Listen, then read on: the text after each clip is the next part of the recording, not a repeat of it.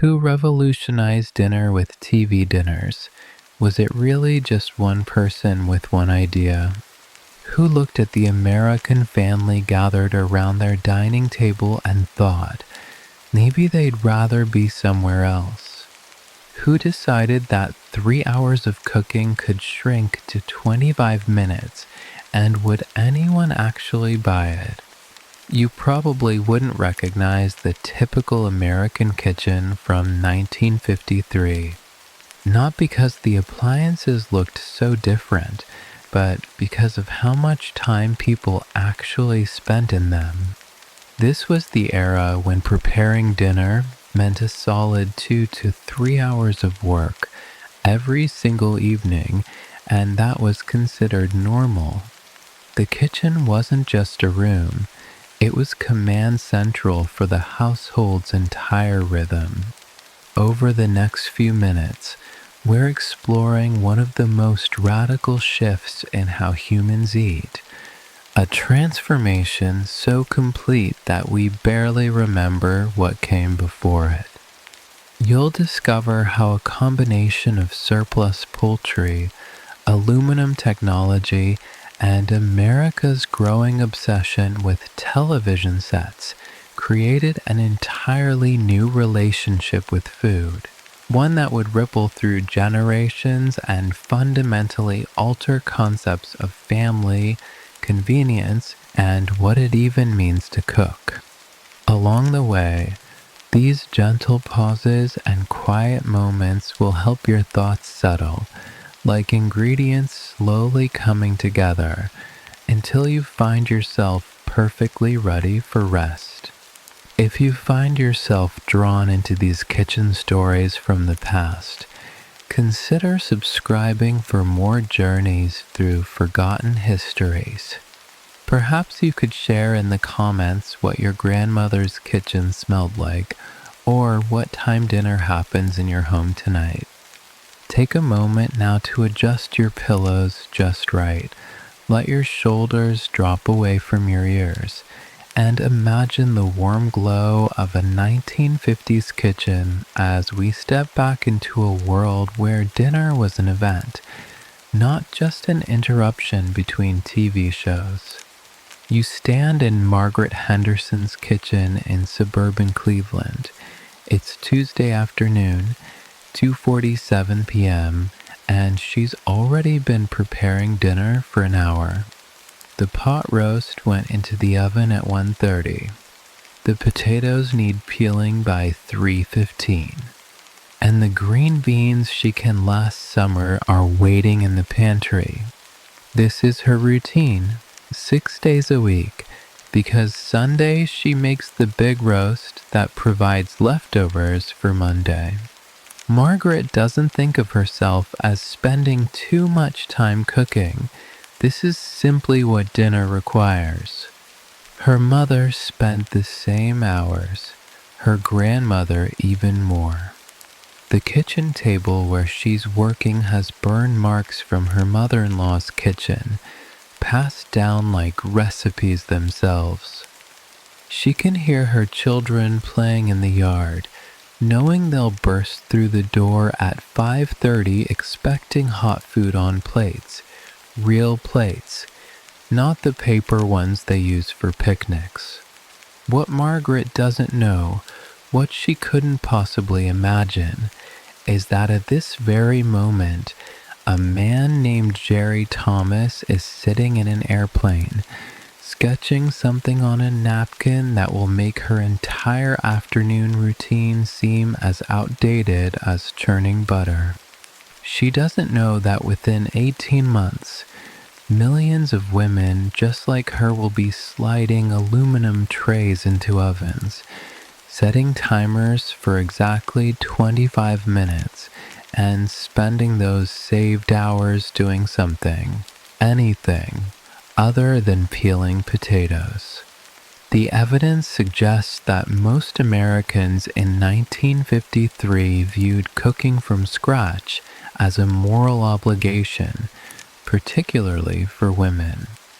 Sociologists studying the period note that a woman's worth was often measured by her meatloaf, her status determined by her standing roast. But beneath this domestic perfection, cracks were already forming. Women were entering the workforce in unprecedented numbers, even if they still rushed home to cook. Television sets were appearing in living rooms, demanding attention right at dinner time. And freezer technology, which had been improving since Clarence Birdseye's experiments in the 1920s, was finally reaching a tipping point. Here's something most people don't realize about pre-TV dinner America. Families didn't just eat together, they ate the same thing. There was no "I don't like meatloaf" option, no separate meal for picky children, no accommodation for different schedules. You ate what was cooked, when it was served, or you went hungry. The logistics alone made anything else impossible. Who could prepare multiple dinners with only one oven, only two hands, only so many hours before exhaustion set in? Margaret checks her watch. 3:14 p.m. Time to start those potatoes. She doesn't particularly enjoy peeling potatoes, finds it tedious actually, but she's never questioned whether it's necessary.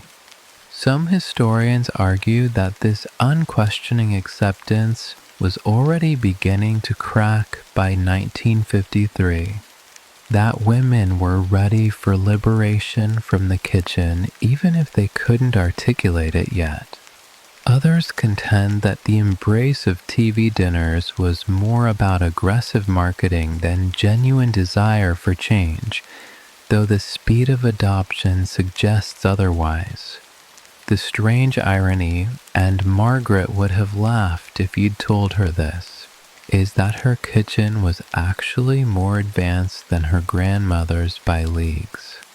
She had an electric range, a refrigerator that didn't need daily ice deliveries, running water at 2 temperatures. But these conveniences hadn't reduced her cooking time. They'd simply raised the standards of what a proper dinner should be.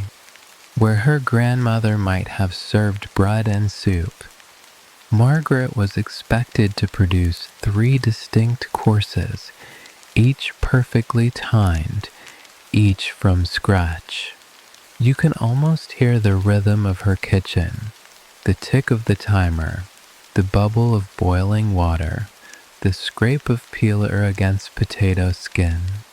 This was the soundtrack of American domesticity, playing in millions of homes simultaneously, a symphony of obligation that was about to be silenced by the ding of a different kind of timer. And speaking of different sounds, what exactly was happening in the frozen foods industry, where a certain innovator had been watching ice crystals with unusual intensity? What made Clarence Birdseye think ice could preserve more than just fish? You might imagine him standing on a frozen dock in Labrador. It's 1912, -40 degrees, and he's watching the Inuit people pull a trout from beneath the ice. The fish is frozen so solid it could shatter like glass, yet weeks later, when thawed, it tastes as fresh as the moment it left the water. Most visitors would have simply marveled at this Arctic magic, but Birdseye saw something else entirely. He saw the future of food itself. You're following him now through those harsh Canadian winters, where he worked as a fur trader for the US government. The locals had been flash freezing their catches for generations, letting the Arctic wind do in seconds what slow freezing took hours to accomplish. Birdseye noticed something crucial that everyone else had missed. When foods froze quickly enough, the ice crystals stayed tiny, so tiny they didn't rupture the cell walls. Slow freezing, the kind happening in American ice boxes, created large crystals that turned everything to mush. But this rapid freezing, this was preservation without destruction. Here's what most people get wrong about Birdseye. They think he invented frozen food. He didn't. People had been freezing food since there was winter. What Birdseye actually invented was a way to flash freeze food anywhere, anytime, without needing an Arctic wind. By 1925, he developed a machine that pressed food between two refrigerated metal plates, dropping the temperature so fast that peas stayed individual, fish kept its texture, and vegetables maintained something resembling their original color. I say resembling because let's be honest, those early frozen vegetables looked about as appetizing as cardboard, even if they tasted better than they appeared. The scholarly debate around Birdseye's motivations remains surprisingly heated. Some historians paint him as a pure innovator, driven by scientific curiosity. Others suggest he was desperately trying to feed his family during lean times in Labrador, necessity mothering invention, and all that. A third camp argues he was simply a shrewd businessman who recognized that America's expanding railroad system and electric refrigeration were creating the perfect conditions for a frozen food empire. The truth, as it often does, probably lies somewhere in between, though Birdseye himself claimed he just hated seeing good food go to waste. You watch him return to America in 1917, his head full of ice crystals and possibilities. He starts small, a tiny operation in New Jersey, freezing fish fillets between metal plates chilled to minus 45 degrees. His neighbors think he's lost his mind. Who's going to buy frozen fish when fresh fish exists?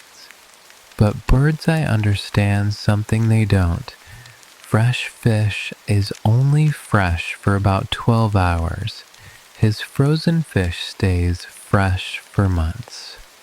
By 1929, he sold his patents to what would become General Foods for $22 million. That's about $400 million in today's money. Not bad for a man who started by watching Inuit fishing techniques. The quirky part that rarely makes it into the official histories, Birdseye's first customers weren't housewives or restaurants, they were prisons and hospitals. These institutions needed to feed large numbers of people on tight budgets, and frozen vegetables that could sit in storage for months were perfect. It wasn't exactly glamorous. Nobody was writing poetry about frozen institutional carrots, but it established the infrastructure that would eventually support a much larger revolution. Some accounts suggest that prisoners at Sing Sing were eating frozen peas 2 full years before they appeared in grocery stores, though prison records from that era are notoriously unreliable. By the early 1930s, Birdseye's frozen foods were appearing in special freezer cases in Springfield, Massachusetts, the test market for this grand experiment. Customers approached these freezer cases like they were nuclear reactors, suspicious, curious, slightly afraid. The vegetables inside were labeled frosted foods because frozen sounded too much like old or leftover. Marketing materials promised that these foods were garden fresh, though what garden stayed fresh at -10 degrees was anybody's guess. You can picture those first skeptical shoppers poking at packages of frozen spinach, wondering if this was progress or madness.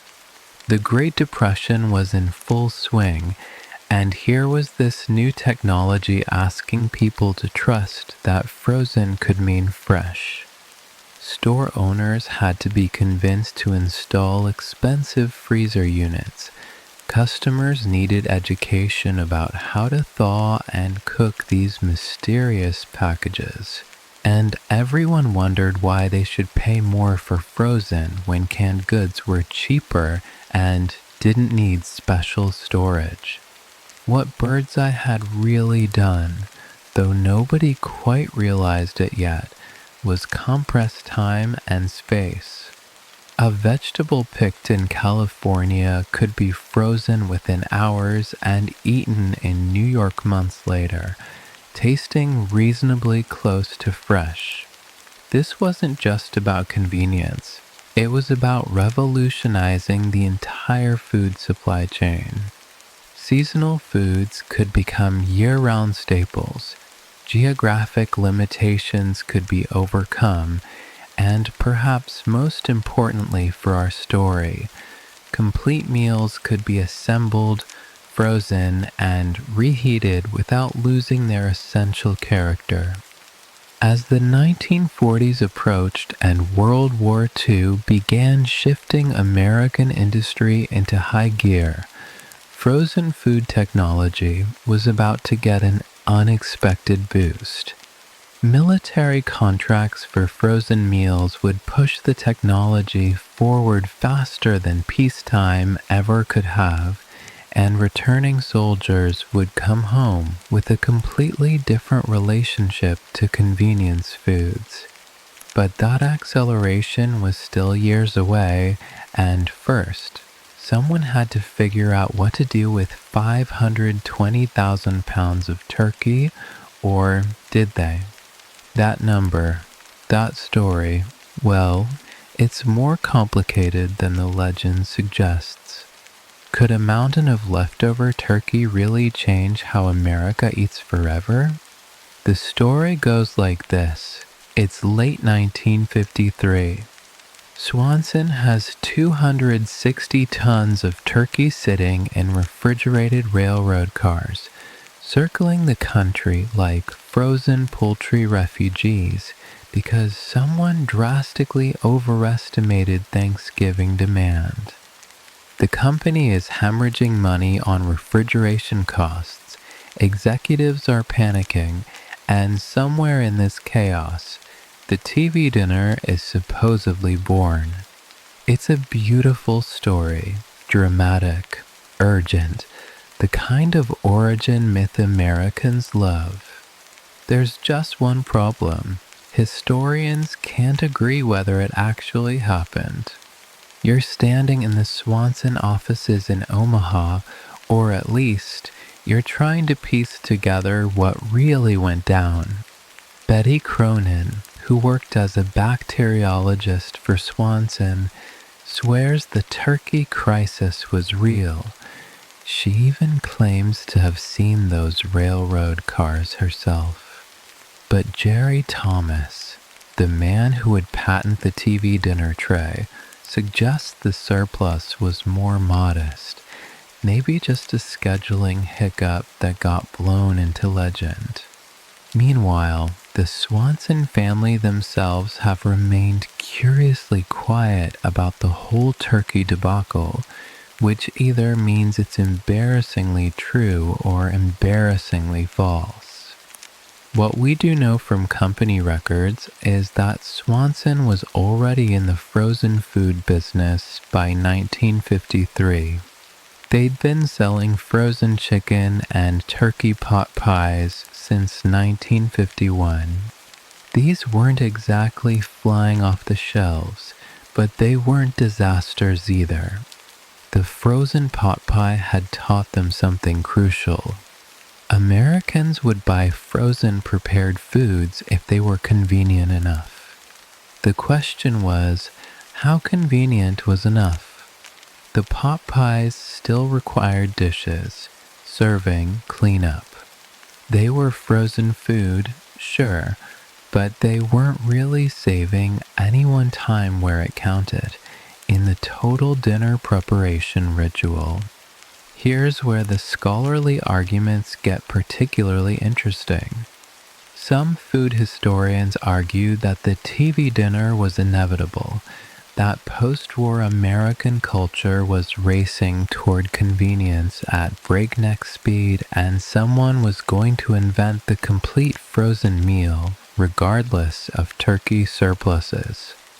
The evidence they point to is compelling. By 1953, 23 million American homes had televisions, up from just a few thousand in 1946. Families were already eating in front of their sets. They just needed something easier to eat while watching. Other scholars contend that without a specific crisis, like those mythical turkey-laden railroad cars, innovation would have moved much slower. Necessity, they argue, forced Swanson to think outside the aluminum box.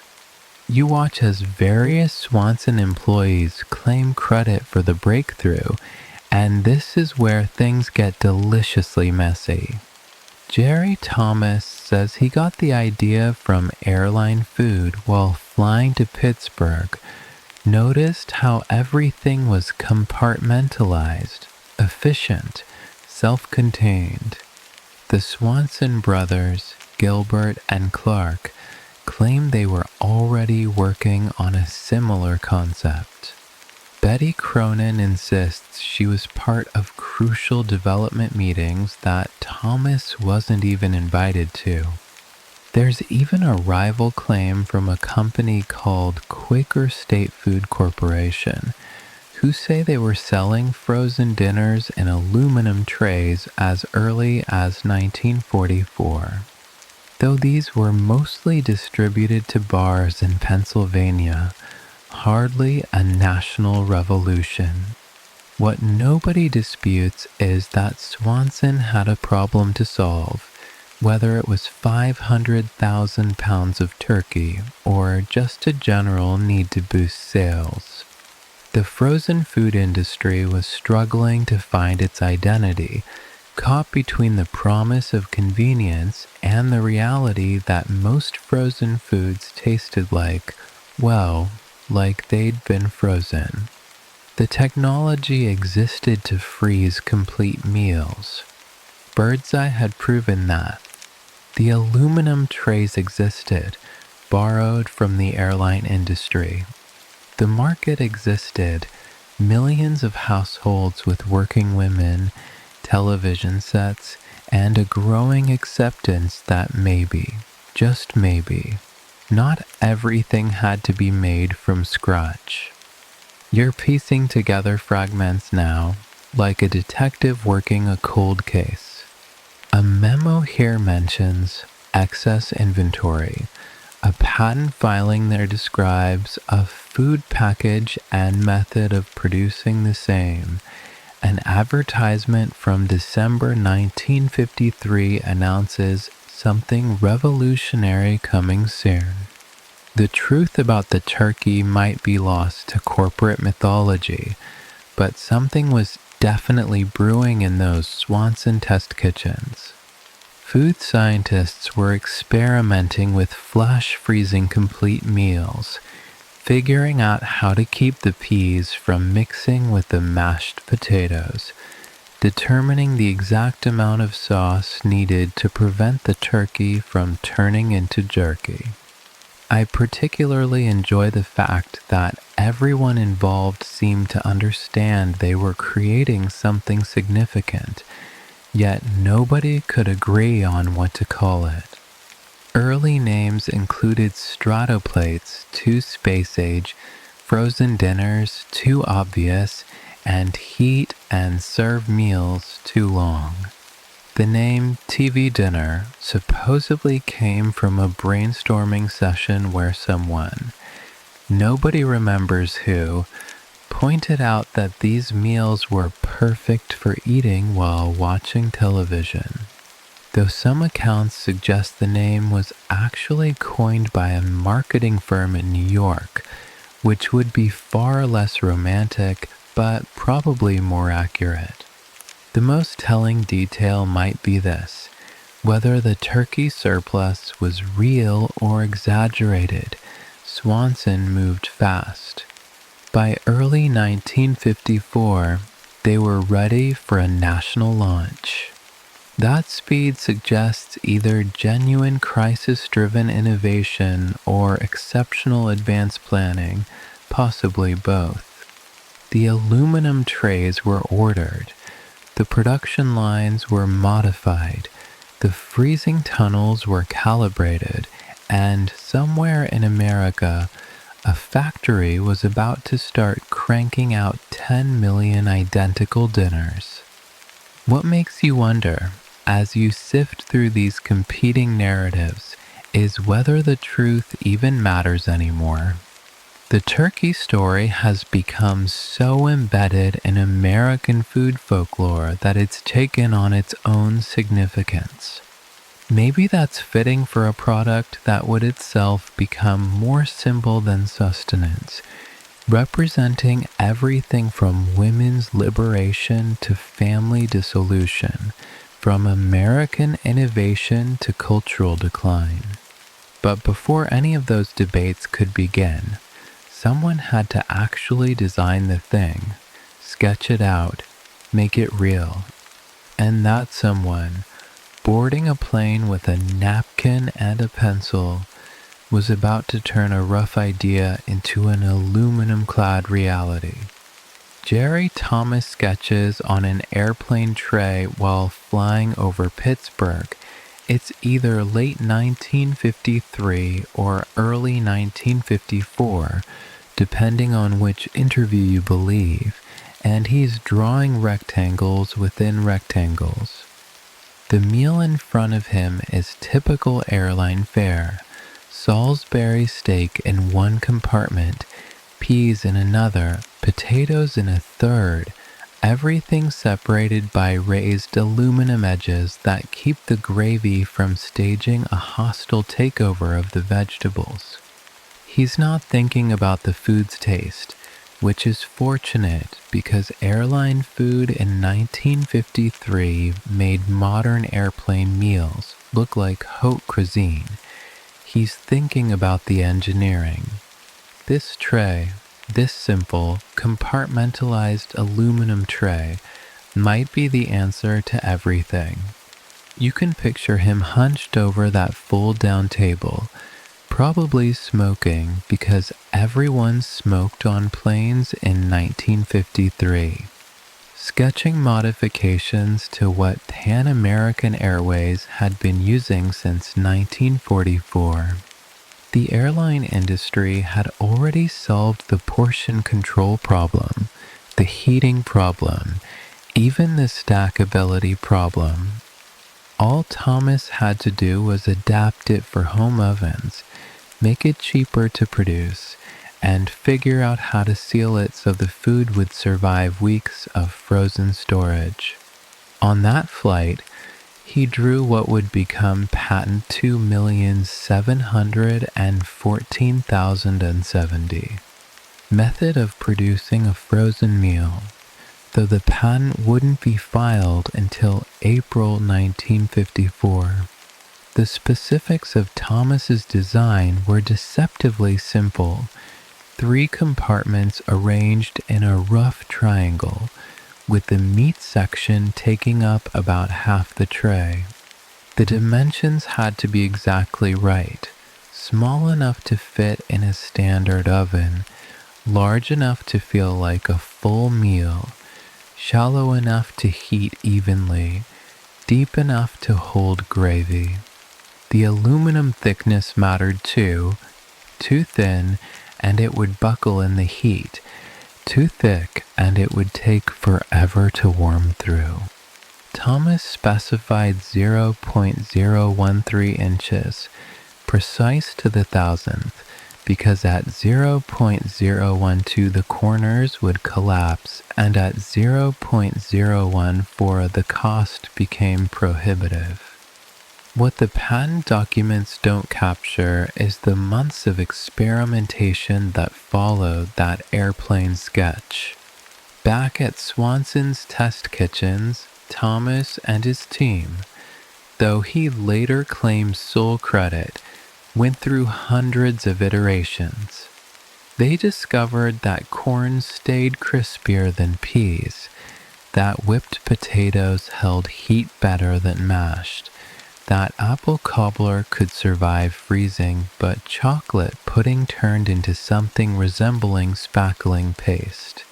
Every food had its own freezing personality, some graceful in their transformation, others stubborn and uncooperative. The evidence from company records shows they tested over 5,000 combinations before settling on the first official TV dinner menu: turkey with cornbread dressing and gravy, sweet potatoes, and peas. Notice what's missing? No dessert. The original TV dinner was strictly business. Dessert would come later, after they figured out how to keep ice cream from crystallizing and fruit from turning to mush. That first dinner weighed exactly 11 ounces, not because that was the ideal portion size, but because that's what the tray could hold without overflow during the freezing process. Here's something delightfully absurd about the early production. The turkey was real turkey, carved from actual birds, not the processed turkey roll that would come later. Workers stood at long tables with knives and cutting boards, hand-slicing thousands of turkey breasts while trying to maintain exact portion weights. The gravy was made in 50-gallon vats. The potatoes whipped in industrial mixers that looked like cement churners, and everything had to be assembled while still hot, then flash frozen within 90 seconds. The timing was so crucial that the production line had synchronized bells, like a very boring ballet where everyone moved food instead of dancing. You watch as Thomas presents his prototype to the Swanson brothers, and according to his version of events, they're skeptical. Why would anyone want to eat from an aluminum tray? But Thomas has done his homework. He knows that Swanson's frozen pot pies are selling well. He knows that television ownership is exploding. He knows that women are working outside the home in unprecedented numbers. What he's proposing isn't just a product, it's a cultural permission slip. Permission to not cook. Permission to eat in front of the TV. Permission to serve your family something that came from a factory and not feel guilty about it. The marketing department, meanwhile, was having its own revelations. They realized that the TV dinner wasn't really competing with home cooking, it was competing with exhaustion. Their target customer wasn't the woman who loved to cook, it was the woman who had just worked 8 hours, commuted home, and still had to feed 3 kids and a husband. The tray didn't have to be elegant, it had to be disposable.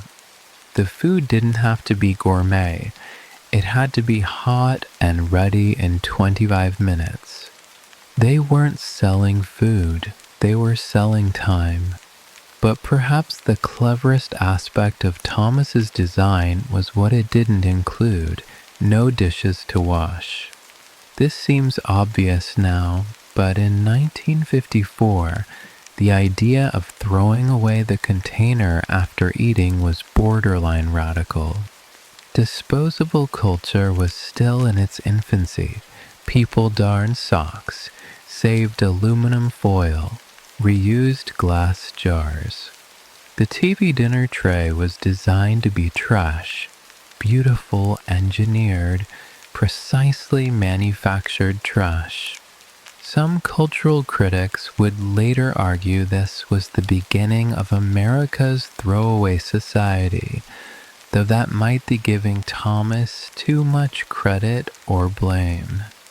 The production line was ready by spring of 1954. The advertisements were prepared. The freezer cases in select stores were waiting. Thomas's airplane sketch had become an industrial reality. Thousands of aluminum trays rolling off assembly lines, filled with carefully portioned foods, sealed, frozen, and packed into boxes decorated with pictures of families gathered around television sets. Nobody knew if Americans would actually buy them, or if this would become another frozen food curiosity, like the frozen French toast that had spectacularly failed 2 years earlier. The only way to know was to put them in stores and wait. 25 minutes at 425 degrees was about to become America's new cooking mantra. 25 minutes at 425 degrees becomes America's new dinner bell, and on December 10th, 1953, the first Swanson TV dinners appear in grocery stores across the country. The initial production run is conservative, just 5,000 units, because nobody at Swanson really believes Americans will abandon their dining tables for aluminum trays. The price is 98 cents, roughly $7 in today's money, which makes it more expensive than cooking from scratch, but cheaper than eating at a restaurant. Within 3 weeks, those 5,000 dinners are gone, and panicked store managers are calling Swanson demanding more. You witness the explosion that nobody saw coming. By the end of 1954, Swanson has sold 10 million TV dinners. 10 million. The company's production facilities are running 24 hours a day. They're hiring workers by the hundreds, and they still can't keep up with demand. The Omaha plant adds a second shift, then a third. Workers are putting in 60-hour weeks just to fill the freezer cases. Other food companies watch in stunned disbelief. Banquet, Armour, Morton, they all scramble to launch their own versions, but Swanson has already become synonymous with the TV dinner itself. The packaging is genius in its simplicity, a paperboard box with a photograph of the actual meal inside, served on a wood grain table with a checked napkin artfully placed beside it. Above the food, there's an illustration of a television screen, not showing any particular program, just radiating those curved lines that meant television in 1950s iconography. The cooking instructions take up exactly 3 lines. Remove dinner from carton. Place on oven rack or baking sheet. Heat in 425-degree oven for 25 minutes. No defrosting. No preparation. No thinking required. What's particularly fascinating about those early sales figures is who wasn't buying them, at least not openly. Market research from 1954 shows that middle-class housewives, the supposed target demographic, were actually the most resistant. They'd purchase TV dinners, but hide the evidence, stuffing the boxes deep in trash cans, transferring the food to regular plates before their husbands came home. Some women reported feeling like failures when they served TV dinners, as if those 25 minutes in the oven represented a moral compromise. Yet they kept buying them, week after week, creating what sociologists would later call the convenience contradiction. Here's the unexpected demographic that embraced TV dinners without shame: single men. In 1954, approximately 3 million American men lived alone: bachelors, widowers, divorced men who'd never learned to cook because that was women's work. For them, the TV dinner was liberation from canned beans and restaurant meals. They didn't have to pretend they could cook. They didn't have wives to disappoint. They could eat a hot meal while watching baseball without apology. Swanson noticed this trend and started advertising in men's magazines, something unheard of for food products at the time. The varieties expanded rapidly: fried chicken dinners by February 1954, pot roast by April, Swiss steak by June.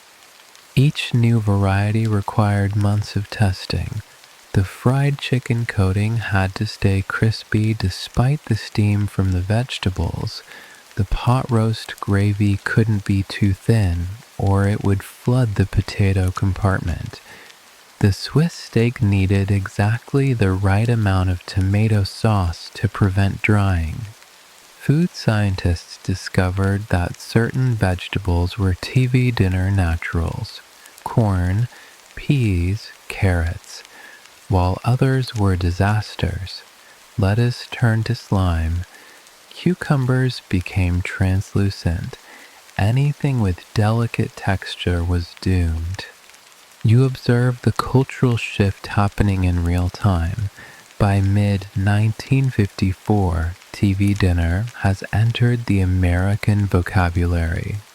Newspapers run cartoon strips about families eating in silence while watching television. Advice columnists debate whether TV dinners will destroy the family unit. Nutritionists argue about whether frozen vegetables retain their vitamins. The Journal of Home Economics publishes a stern article titled "The Decline of Family Dining," while Variety magazine celebrates TV dinners as the perfect companion to prime time. Everyone has an opinion, and Swanson keeps selling millions of units. The most reliable accounts suggest that even Swanson executives were stunned by the success. Clark Swanson would later admit they thought TV dinners might be a fad, something that would peak at maybe 1 million units annually. Instead, they'd created a new food category entirely. By late 1954, TV dinner was appearing in dictionaries, defined as a frozen prepared dinner packaged in a partitioned tray for heating and serving. The speed of this linguistic adoption was unprecedented. Most new products take decades to enter common usage. TV dinners did it in less than a year. I find it oddly touching that the original turkey dinner remained the bestseller throughout 1954, even as more exotic options appeared. There was something comforting about that combination: turkey, dressing, sweet potatoes, peas. It was basically Thanksgiving dinner shrunk down and frozen, a holiday meal you could have any Tuesday night. The gravy might have been a bit gelatinous, the turkey occasionally stringy, but It was familiar. In a rapidly changing world, where television was altering entertainment, where women were joining the workforce, where the pace of life seemed to accelerate daily, that aluminum tray offered something predictable. Production innovations came rapidly. Automatic portioning machines replaced hand cutting. Conveyor systems moved trays through freezing tunnels at precisely calculated speeds. Quality control inspectors armed with thermometers checked that core temperatures reached the mandatory 0 degrees. The engineering was impressive, but it was the timing that mattered most. TV dinners arrived at the exact moment when American culture was ready to embrace them, when television ownership was exploding, when suburban sprawl was creating longer commutes, when the nuclear family was beginning its slow transformation. By December 1954, exactly 1 year after launch, Swanson was producing over 250,000 TV dinners daily. The 25-minute cooking time had indeed become a new rhythm in American life, as reliable as the evening news, as predictable as primetime programming. But this success was creating unexpected problems, cultural anxieties that went far deeper than anyone had anticipated. The question was no longer whether Americans would buy TV dinners. They'd proven they would, enthusiastically. The question was what this meant for concepts that had seemed foundational, concepts like family, femininity, and the very meaning of a home-cooked meal. Yet why were housewives suddenly hiding empty TV dinner boxes in 1955? You might find yourself in Betty Morrison's kitchen in Levittown, Pennsylvania. She's just served her family a complete meal that took exactly 25 minutes to prepare. And now she's wrapping the aluminum trays in newspaper before burying them at the bottom of the garbage can. Her neighbor might drop by tomorrow, and God forbid she sees evidence of TV dinners. Betty isn't alone in this ritual of concealment. Across suburban America, women are developing elaborate disposal strategies for those telltale boxes. You're witnessing something peculiar, a product that's selling millions of units, but that nobody wants to admit buying. The Ladies' Home Journal conducts a survey in March 1955, asking readers about their TV dinner habits. The anonymous responses are revealing. 92% of respondents have purchased TV dinners, but only 31% say they'd serve them when guests visit. One woman writes, "I feel like I'm cheating my family, but sometimes I'm just too tired to cook." Another confesses, "My husband doesn't know. I throw away the boxes and dirty a few pots to make it look like I cooked." The source of this shame runs deeper than simple convenience. It strikes at the heart of 1950s gender identity. Women's magazines of the era are schizophrenic on the subject. Good Housekeeping runs ads for TV dinners opposite articles about the importance of home cooking. The messaging is impossibly contradictory. Be a perfect homemaker, but embrace modern convenience. Save time, but don't sacrifice quality. Feed your family well, but don't exhaust yourself. The result is a kind of cultural whiplash, where women are simultaneously encouraged and shamed for the same behavior. Here's what makes this particularly absurd. Many of these women hiding TV dinner boxes are also working full-time jobs. By 1955, nearly one-third of married women are employed outside the home, yet societal expectations haven't adjusted. They're expected to maintain the same domestic standards as their stay-at-home mothers, just with 8 fewer hours in the day. The TV dinner offers a practical solution, but accepting that solution feels like admitting defeat. Some psychiatrists of the era actually diagnose women with convenience guilt, as if needing help with dinner was a mental disorder. You observe the elaborate deceptions women create, transferring TV dinners to regular plates, adding a garnish of fresh parsley to suggest home preparation, claiming the meal is a new recipe they're trying. Some women keep a few dirty pots on the stove as props, others sprinkle flour on the counter to suggest baking. The energy spent maintaining these illusions probably exceeds the energy saved by buying TV dinners, but the social pressure is that intense. The scholarly debate about this phenomenon remains contentious. Some feminist historians argue that TV dinner shame was a form of patriarchal control, keeping women feeling guilty about their liberation from kitchen labor.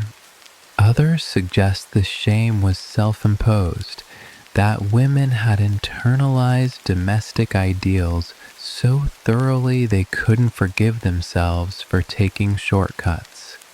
A third perspective proposes that the shame was class-based, that TV dinners were seen as lower-class food and middle-class women were protecting their social status by hiding their consumption.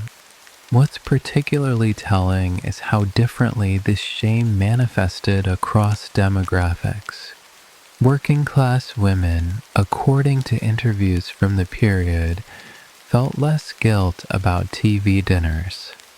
They were already juggling factory shifts with family responsibilities. Convenience wasn't shameful, it was survival.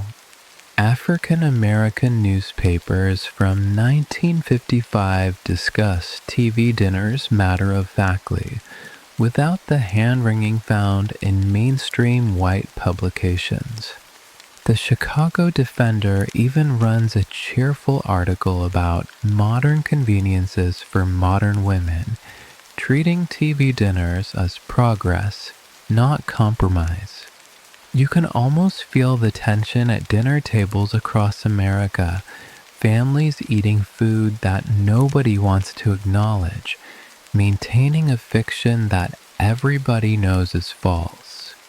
Children, of course, have no such qualms. They love TV dinners, love eating in front of the television, love the novelty of compartmentalized meals. But their enthusiasm only heightens maternal guilt. If the kids prefer TV dinners to home cooking, what does that say about mothers cooking? The manufacturers try to address this shame with increasingly elaborate marketing. Swanson launches a campaign called "When You're Too Busy to Cook," carefully positioning TV dinners as occasional helpers, not meal replacements.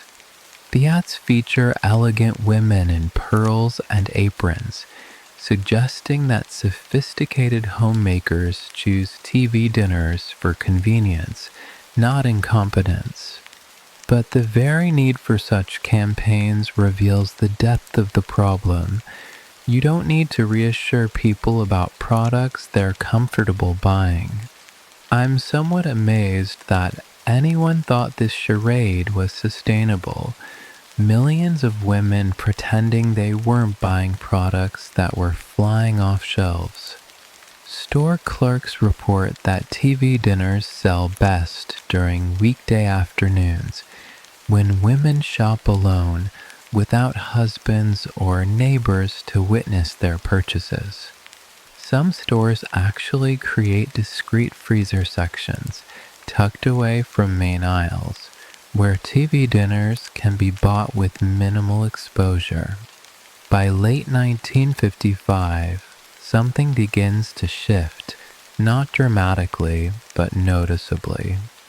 Women's magazines start running articles about smart shopping and time management, gently normalizing convenience foods.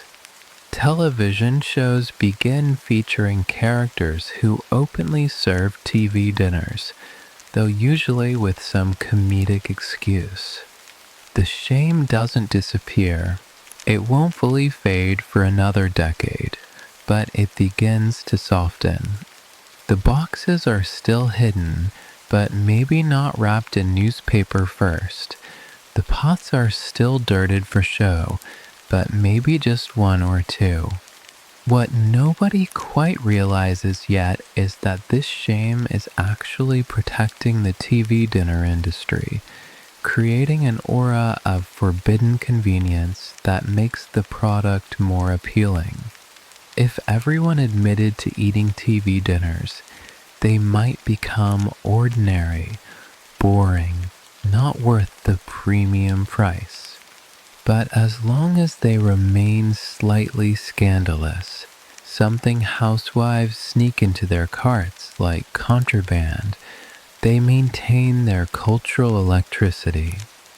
The question becomes, how long can millions of people maintain a collective fiction? And more importantly, what happens to family dining when that fiction finally falls apart?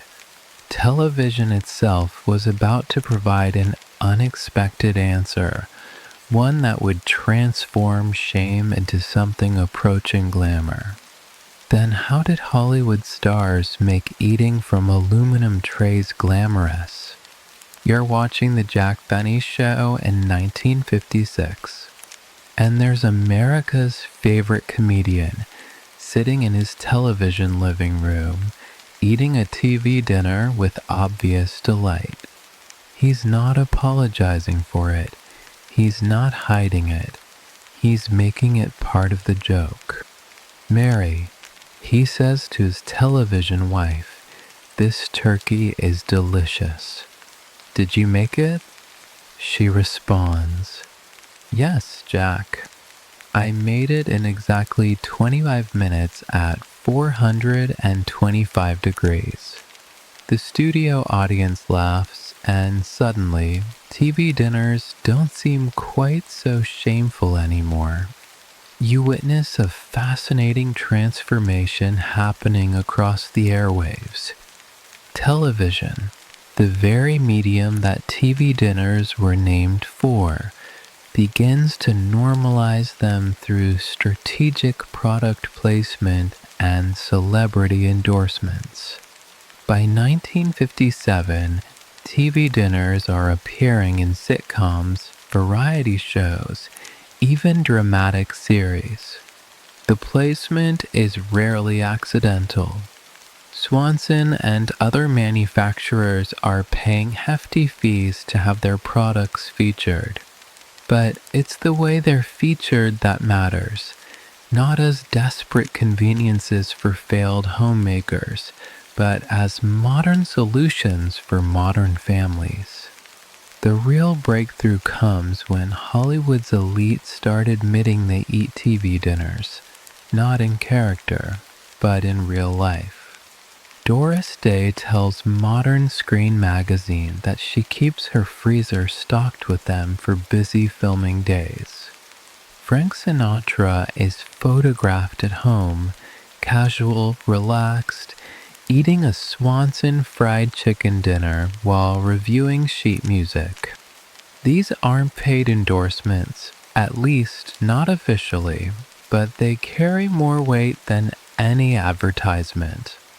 If Sinatra eats TV dinners, suddenly they're not just acceptable, they're almost cool. Here's what made television's normalization campaign so effective. It addressed the shame obliquely, through humor and glamour rather than direct confrontation. Shows didn't lecture housewives about embracing convenience. They simply showed attractive, successful characters eating TV dinners without consequence. Father Knows Best has an episode where the family eats TV dinners during a special television event, presenting it as an occasion, not a compromise.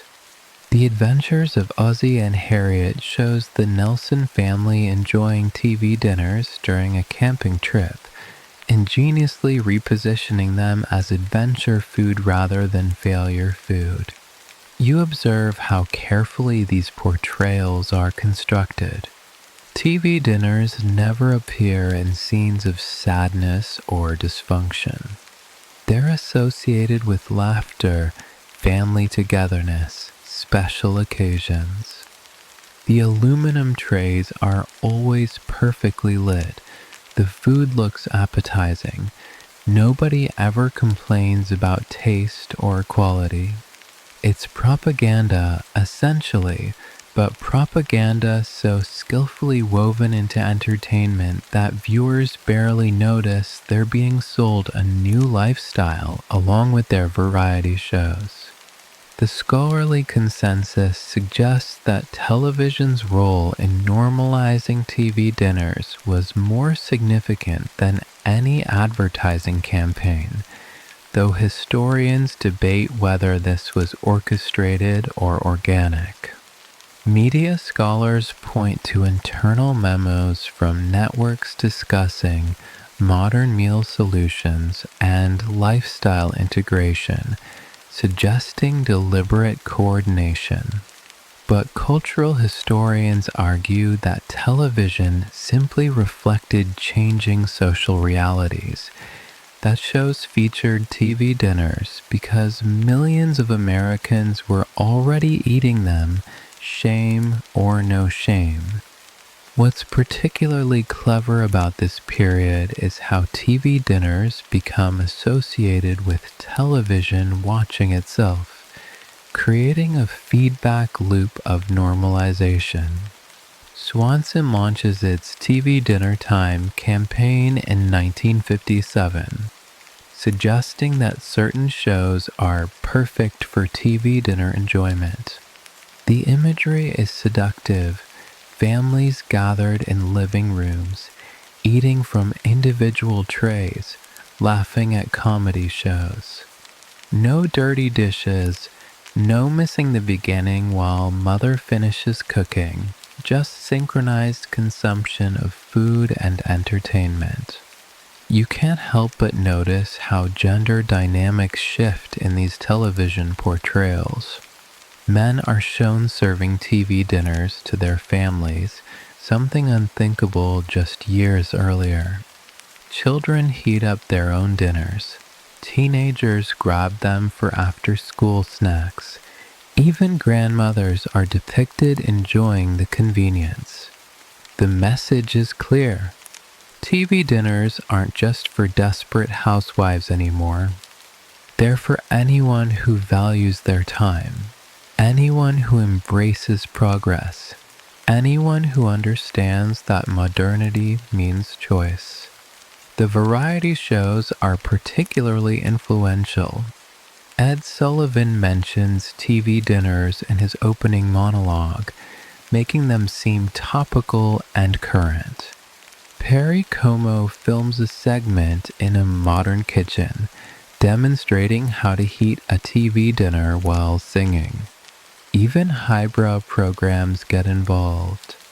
Playhouse 90 includes TV dinners in a drama about suburban life, treating them as symbols of contemporary America rather than objects of mockery.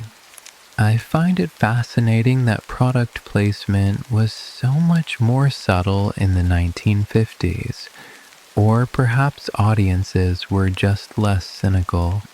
Today, we'd immediately recognize these portrayals as advertising, but 1950s viewers seemed to accept them as genuine cultural documentation.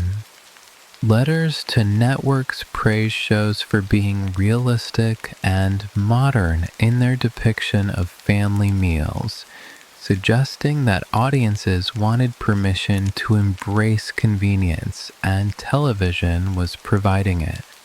By 1958, the transformation is largely complete. TV dinners are featured in fashion magazines, discussed at country clubs, served at informal gatherings. The New York Times runs a piece about the TV dinner phenomenon, treating it as serious cultural commentary rather than novelty news. Sales have reached 25 million units annually and climbing. The aluminum tray has become as much a part of American dining as the china plate, though nobody's quite ready to serve them at Thanksgiving yet. The irony is delicious.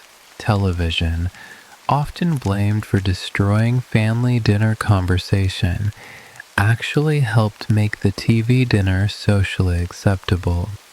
Shows that critics claimed were undermining traditional values were simultaneously selling products that enabled families to spend more time together, even if that togetherness was silent, focused on a screen rather than each other. But this was still just the cultural shift. The food itself remained a problem. Those early TV dinners, well, they weren't exactly culinary masterpieces. The turkey was often dry, the vegetables mushy, the gravy congealed into something resembling rubber cement. For TV dinners to truly succeed, they needed to taste better. And that improvement was about to come from the most unexpected source, the frozen pea. The moment frozen peas started tasting better than fresh ones, it happened in 1959 in a blind taste test conducted by Good Housekeeping magazine that nobody expected to go the way it did. The magazine had assembled a panel of homemakers to compare fresh peas, canned peas, and frozen peas, fully expecting fresh to triumph. Instead, the frozen peas won decisively, scoring higher on sweetness, texture, and even color. The editors were so skeptical they ran the test again. Same result. Then a third time with professional chefs, who also picked frozen. This wasn't supposed to happen. Frozen food was supposed to be the compromise option, not the superior one. You're standing in the Birdseye research facility in Gloucester, Massachusetts, where food scientists have been perfecting what they call field-to-freezer technology. The breakthrough isn't just about freezing anymore. It's about the entire chain from harvest to plate. Peas are now being picked at the exact moment of peak sweetness, rushed to mobile freezing units parked right at the edge of fields, and flash frozen within 90 minutes of harvest. Fresh peas, by contrast, might sit in trucks for days, losing sugar content by the hour, arriving at grocery stores already past their prime. The science behind this transformation is surprisingly complex. Peas convert their sugars to starch immediately after picking, a process that accelerates at room temperature. But freezing at -20 degrees halts this conversion instantly, locking in sweetness that fresh peas lose within hours. The new freezing tunnels use liquid nitrogen, dropping temperatures so fast that ice crystals never have time to form properly. The result is peas that maintain their cellular structure, their bright green color, and most importantly, their flavor. They're not just preserved, they're arguably improved. This quality revolution extends far beyond peas. By 1959, frozen food technology has solved problems that plagued TV dinners since their inception. New steam venting techniques prevent vegetables from becoming waterlogged. Specialized coatings keep fried foods crispy, and improved gravy formulations resist that dreaded separation that turned early dinners into geological strata.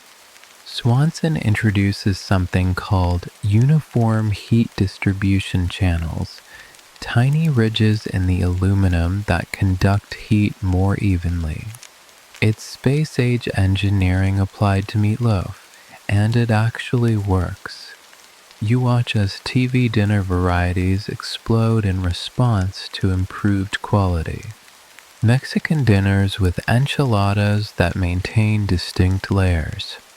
Chinese dinners with egg rolls that actually crunch. Even quasi-French dinners with beef bourguignon that, while hardly authentic, at least resembles food rather than punishment. The portions are getting more sophisticated too. Desserts are now included, sealed in separate compartments that somehow stay cold while the main course heats. Apple cobbler that doesn't turn to soup. Brownies that maintain their fudgy centers. It's culinary chemistry that would have seemed impossible just 5 years earlier. Here's what really changed the game: seasoning science. Early TV dinners were notoriously bland because salt and spices behaved unpredictably when frozen. Salt would concentrate in certain areas, creating pockets of inedible saltiness next to regions of cardboard blandness. But food scientists discovered that encapsulating seasonings in modified starches, essentially creating tiny flavor time bombs, could deliver consistent taste throughout the meal. The MSG revolution helped too, though nobody talks about that anymore, adding umami depth that masked the metallic notes of aluminum tray cooking. The evidence from sales data shows this quality improvement had immediate effects. TV dinner consumption jumps from 25 million units in 1958 to 60 million in 1960. But more tellingly, repeat purchase rates soar. People aren't just trying TV dinners anymore, they're incorporating them into regular meal rotation. The shame factor begins evaporating as the food becomes genuinely palatable. It's harder to feel guilty about serving something that tastes good. You can sense the shift in cultural perception. TV dinners are no longer just about convenience. They're about reliable quality. A frozen dinner tastes the same whether you buy it in January or July, whether you're in New York or Nevada. This consistency becomes its own virtue in an era of increasing mobility and standardization. Americans are moving more frequently, leaving extended families behind, losing access to grandmother's recipes. TV dinners offer a kind of culinary stability, a taste you can count on regardless of circumstance.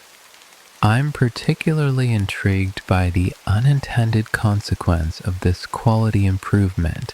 It raises expectations for all convenience foods.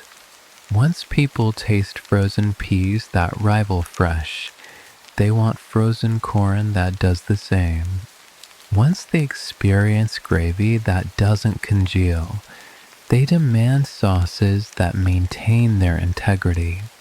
The entire frozen food industry is forced to elevate its standards, leading to innovations that would eventually transform not just TV dinners, but all processed foods.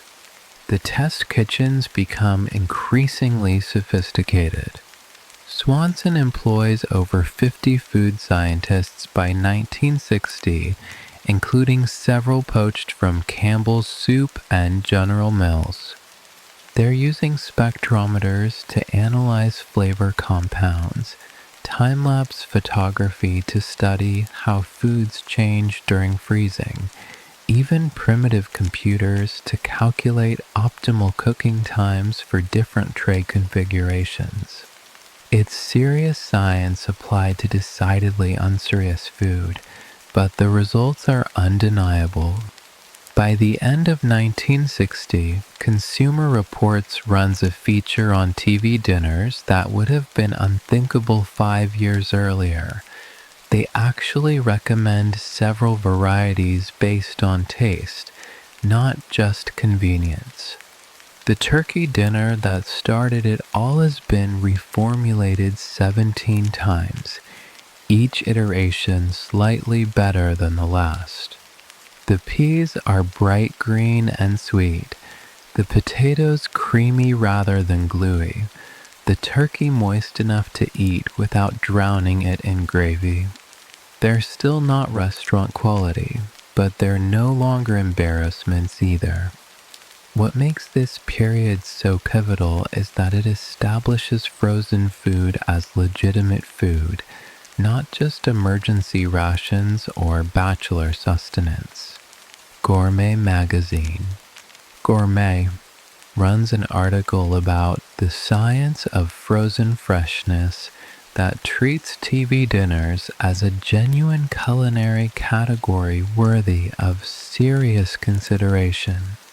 The aluminum tray is no longer something to hide. It's becoming something to innovate with, to perfect, to push toward new possibilities.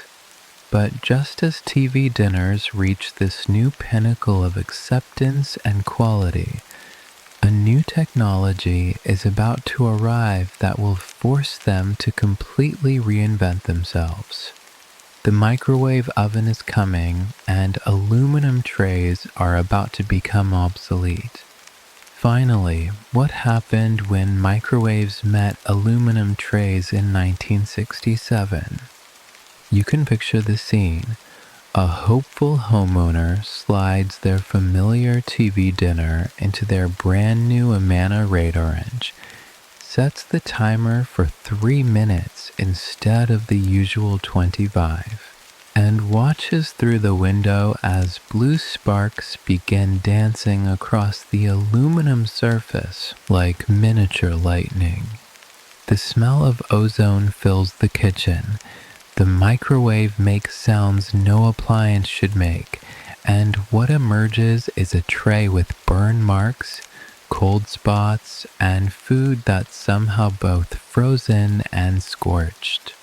This is progress, apparently. You're witnessing a technological collision nobody saw coming, though perhaps they should have. Microwave ovens, which had been shrinking from refrigerator-sized military units to counter-friendly home appliances, operate on principles fundamentally incompatible with metal containers. The microwaves bounce off aluminum instead of penetrating it, creating electrical arcs that can damage both food and machine. TV dinner manufacturers, who'd spent 15 years perfecting their aluminum trays, suddenly face an existential crisis: adapt or become obsolete. The first attempts at adaptation are almost comically bad. Swanson tries special microwave shields, little paper covers that supposedly protect the aluminum while allowing microwaves through. They don't work. Banquet experiments with partial aluminum, trays with plastic windows cut into them. The food under the plastic cooks. The food under the aluminum doesn't, creating a patchwork of temperatures that pleases nobody. One company actually suggests transferring TV dinners to ceramic plates before microwaving, completely defeating the purpose of convenience that made them popular. Here's the part that makes this transition so fascinating. Consumers don't abandon TV dinners, they abandon their microwaves. Sales data from 1967 shows that when forced to choose between their beloved aluminum trays and their expensive new appliances, many Americans choose the trays.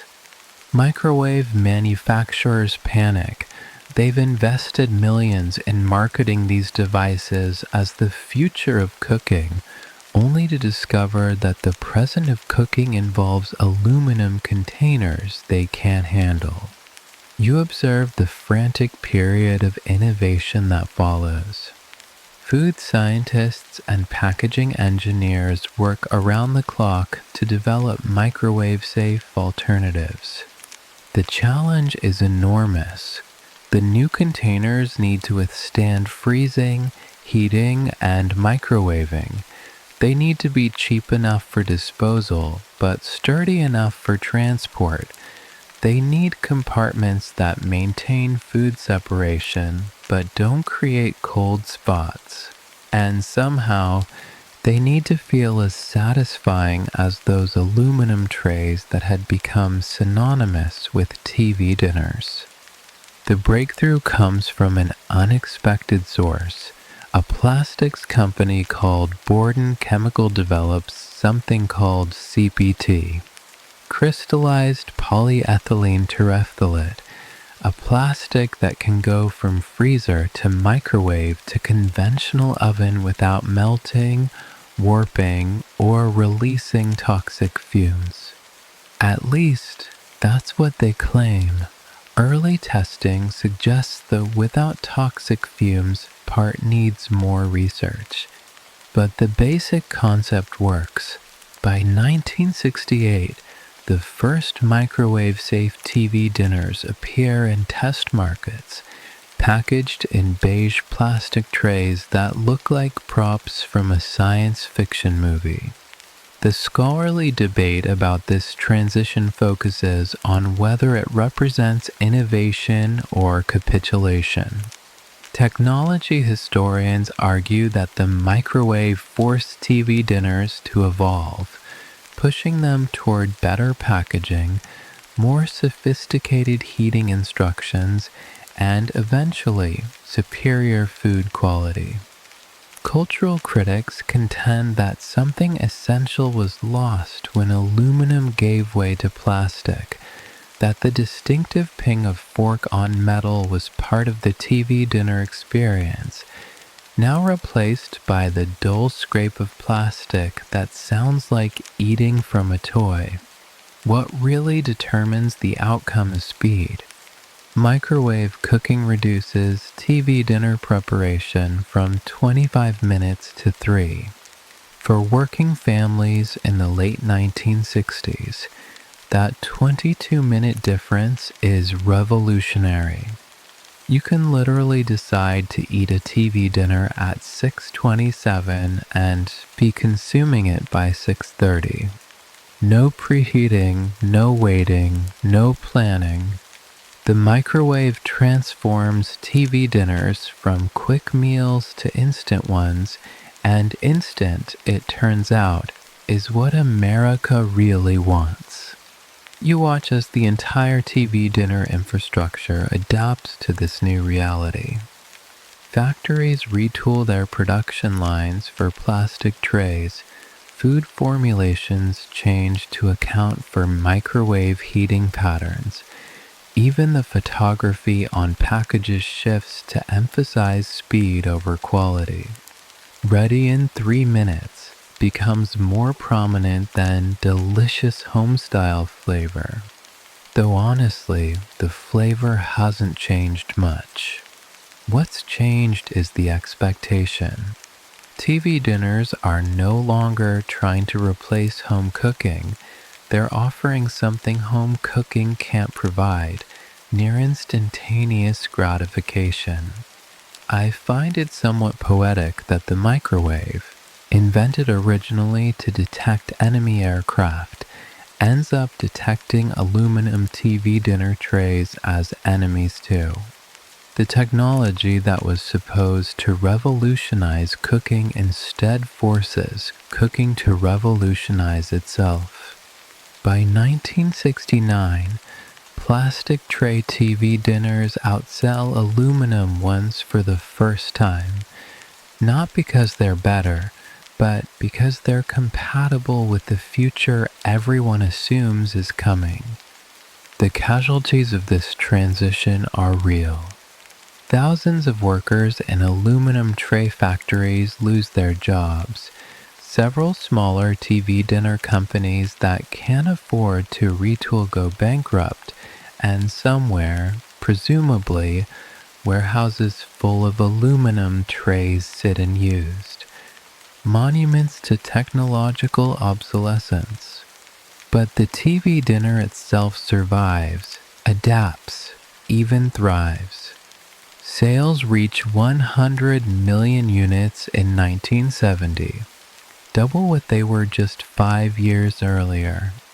What nobody quite realizes in 1967, as they're throwing out their sparked and scorched aluminum trays, is that this technological disruption is just the beginning. The microwave will change more than packaging. It will alter the very concept of meal timing, food preparation, and eventually, what Americans consider food at all.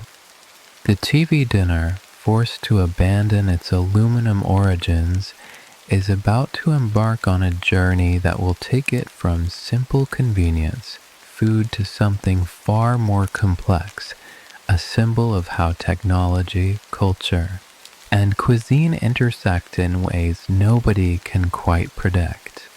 The aluminum tray is dead. Long live whatever comes next. From lonely bachelor food to artisanal frozen cuisine worth billions, the TV dinner's journey reads like an American dream wrapped in plastic and heated for 3 minutes. You stand in a modern grocery store in 2025. The frozen food aisle stretches for 50 feet, containing everything from quinoa bowls with ethically sourced vegetables to molecular gastronomy experiments that would baffle Clarence Birdseye. The industry that started with turkey, peas, and sweet potatoes now generates $75 billion annually, more than the GDP of some small nations, all because someone figured out how to freeze an entire meal. You're looking at options that would seem like science fiction to 1950s shoppers. Vegan TV dinners that actually taste good, keto-friendly trays that somehow make cauliflower seem like rice, globally inspired cuisines from Ethiopian to Uzbek. The portions have evolved too. Single serve remains standard, but there are couples dinners, family size options, even TV dinners designed specifically for gaming marathons that can be eaten one-handed. The shame of eating frozen dinners hasn't just disappeared, it's reversed entirely. People Instagram their favorite frozen meals. Food bloggers review them seriously. There's even a subset of YouTube devoted to frozen food hacks. The modern descendants of TV dinners barely resemble their ancestors, except in one crucial way. They still promise to solve the eternal problem of what's for dinner, with minimal effort. Today's versions use steam valve technology that would mystify 1950s engineers. packaging that adjusts cooking instructions based on your microwave's wattage, QR codes that link to wine pairings. Some premium brands cost $15 per meal, more than many restaurant entrees, yet people buy them because they deliver consistency, convenience, and increasingly genuine quality. What's particularly remarkable is how TV dinners have transcended their original demographic entirely. They're no longer just for exhausted housewives or lonely bachelors. Athletes use them for portion control. Elderly people rely on them for nutrition when cooking becomes difficult. College students have elevated them to an art form of creative combinations. The military still buys millions for troops. Hospitals serve upgraded versions to patients. Even high-end hotels stock them for late-night room service when the kitchen is closed. You observe how the frozen dinner has become a mirror of American dietary trends. Every food fad eventually gets its TV dinner iteration. The low-fat craze of the 1990s produced lean cuisine. The Atkins diet spawned countless low-carb trays.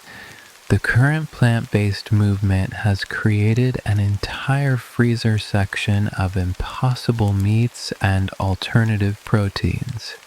These aren't following trends, they're documenting them in aluminum, or rather, recyclable plant-based containers, because even the packaging has gone sustainable. Here's what scholars studying food culture find most significant. TV dinners didn't destroy the family dinner, they redefined it. Families still eat together, they just might be eating different frozen meals, each chosen according to individual preferences or dietary needs. The shared meal hasn't disappeared, it's become personalized. Some argue this represents the ultimate triumph of individualism over community. Others contend it's simply adaptation to modern realities where one child is vegetarian, another has allergies, and parents are trying different diets. The technology has advanced beyond anything Jerry Thomas could have imagined. Some frozen dinners now use phase change materials that absorb and release heat at specific temperatures, ensuring your vegetables stay crisp while your protein cooks through. Others incorporate edible films that dissolve during heating, releasing seasonings at precisely the right moment. There are even experimental TV dinners with compartments that heat at different rates, so your salad stays cold while your soup gets hot, though the physics of that still needs work. You can trace direct lines from those first Swanson dinners to massive cultural shifts. The acceptance of TV dinners helped normalize working mothers, contributed to the rise of single-person households, enabled the gig economy by making quick meals possible between shifts. Food historians argue that TV dinners were both symptom and cause of American culture's acceleration, that once we accepted 25-minute dinners, 3-minute dinners were inevitable.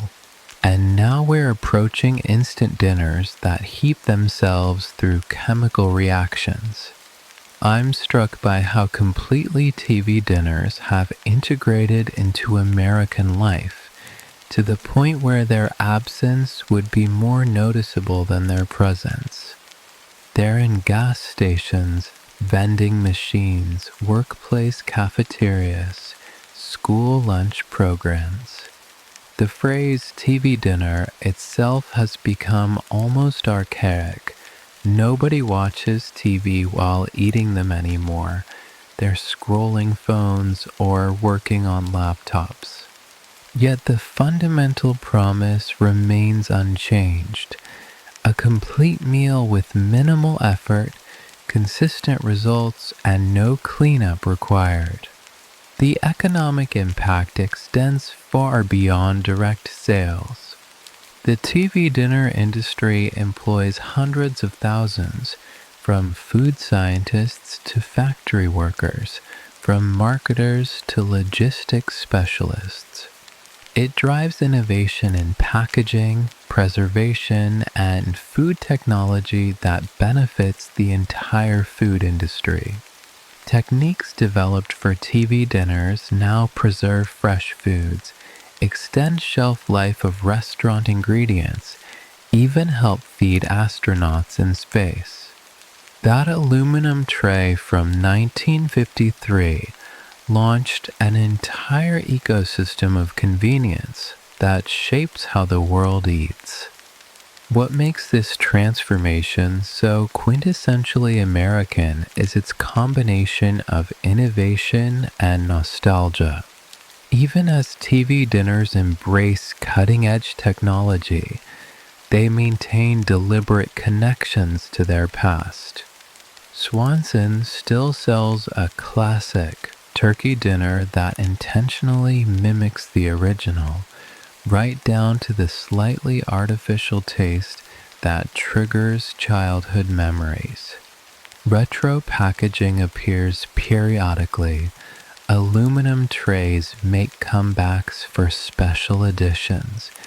The past is constantly repackaged and resold alongside the future. By 2025, the question isn't whether TV dinners revolutionized American eating, it's whether American eating can be understood without them. They've become so embedded in our food culture that imagining their absence requires imagining an entirely different society, one where time isn't precious, where cooking is universal, where convenience isn't valued. That society might be better or worse, simpler or more complex, but it definitely wouldn't be the America we know. The TV dinner, in all its processed, compartmentalized, 3-minute glory, isn't just food anymore. It's infrastructure, as essential to modern life as highways or electricity, as unremarkable and indispensable as the freezer that holds it. And here we are, at the end of our aluminum trace journey through time. You've traveled from Margaret Henderson's 3-hour dinner preparations, through Clarence Birdseye's frozen revelations, past Jerry Thomas's airplane sketches, into a world where dinner can materialize in mere minutes. The story of TV dinners isn't really about food, is it? It's about how we adapt, how we change, how we transform necessity into normalcy. Your breathing is probably settling now, getting deeper, more rhythmic. Just like those production lines we visited, everything finding its own pace, its own rhythm. The tick of that timer counting down 25 minutes, then 3 minutes, then instant. Each evolution making life a little easier, a little faster, though not always better, just different. Think about your own freezer for a moment. What's waiting there in those frozen compartments? Perhaps something your grandmother would recognize, perhaps something she couldn't even imagine. Both existing in the same cold space, past and future preserved together. It's rather peaceful when you think about it. All that potential dinner, quietly waiting, no rush, no pressure. The aluminum trays are mostly gone now, replaced by materials we're still inventing. But that basic promise remains. The promise that you don't have to cook if you don't want to, that convenience isn't shameful, that sometimes the best dinner is the one that lets you rest, lets you breathe, lets you simply be. Your eyelids are probably feeling heavier. That's perfectly fine. Let them close if they want to. There's nothing urgent left to think about. No dinners to prepare. No timers to set. The kitchen can wait. The freezer keeps everything safe, preserved in time, like those first TV dinners, suspended between then and now. Feel your body sinking deeper into comfort, deeper into stillness. The story of progress is also a story of rest, of finding ways to create more time for quiet, more space for peace. Every innovation we explored tonight, from flash freezing to microwaves, was really about giving people their evenings back, giving you this moment right now. The house is quiet. The world outside can manage without you. Your only job now is to drift, to let these stories of aluminum and ambition fade into something softer, something gentler. Let your thoughts become as light as steam rising from a just heated dinner, dissipating into nothing, leaving only warmth. Tomorrow will bring its own decisions about what to eat, how to eat, when to eat. But tonight, right now, none of that matters. You're exactly where you need to be, warm, safe, still. The revolution already happened. The dinners are already frozen. Everything is already taken care of.